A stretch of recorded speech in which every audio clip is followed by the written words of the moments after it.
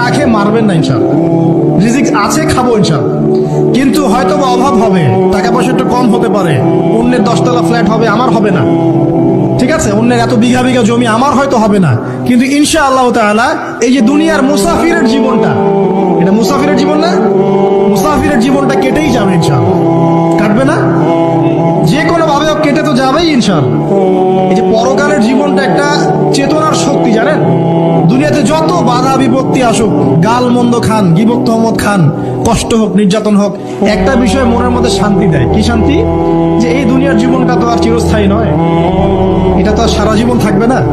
ইনশাআল্লাহ এই অবস্থা আস্তে আস্তে পরিবর্তন হয়ে যাবে। ফাইন্না মাআল উসরি ইউসরা, পরকালে ইনশাআল্লাহ পাবো, দুনিয়াতে না পেলে কি হয়েছে, পরকালে পাবো ইনশাআল্লাহ।